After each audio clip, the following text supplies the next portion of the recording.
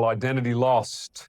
And obviously that's a very familiar picture from Genesis chapter 3, where the serpent is instructing Eve concerning his philosophy on life and how life operates. And we're going to spend a bit of time looking at that today. But I want to come down further down in the conflict between good and evil, in the place where it most dramatically took place, and that is in the book of Matthew, chapter 4. If you'd like to turn in your Bibles to Matthew chapter 4, I will bring it up on the screen, but it's good to read it out of the book.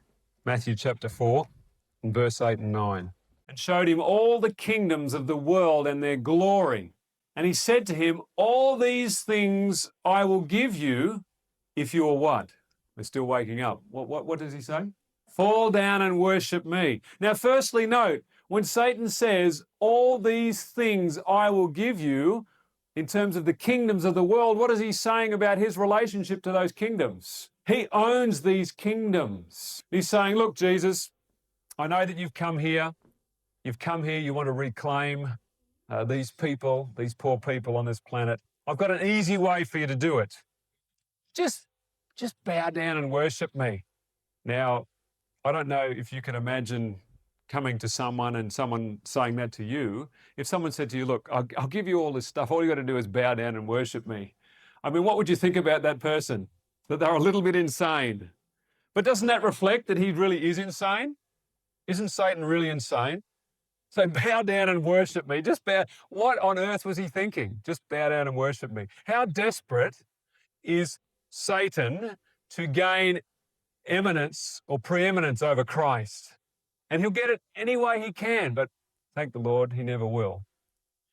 Fall down and worship me. But also, when we look at the kingdoms that Satan is referring to, and we're talking about the time when Christ was on earth, what was the ruling kingdom of that time? Rome.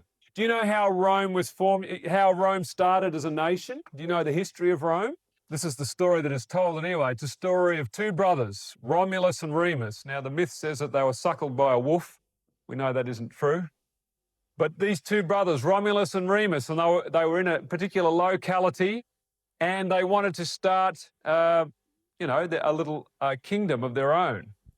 Now, what they did is that they didn't have enough women folk in this particular area. So they invited all of the neighbours over to their particular part of town, and they had a party, and they got everybody drunk.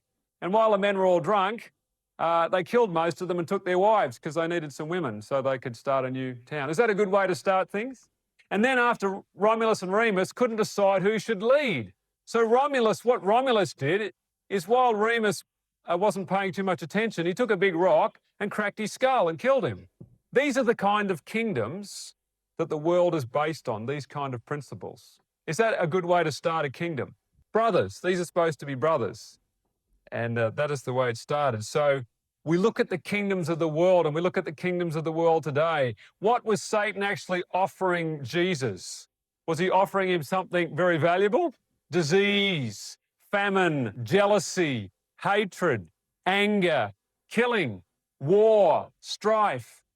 And this is what Satan was offering to Jesus, wasn't it? But that's not what Satan showed Jesus. When he said he showed him all the glory of the kingdoms, he showed him the palaces, the pillars, the thrones, the crowns, the gold. He showed him all those kind of things. And he hid all the other things in the background. It's like, I guess you could say, a second-hand car salesman. Have you ever tried to buy a car at night? Some people are smiling. Why don't you buy a car at night from a second-hand car salesman? You're all smiling. Why not? You can't see the defects.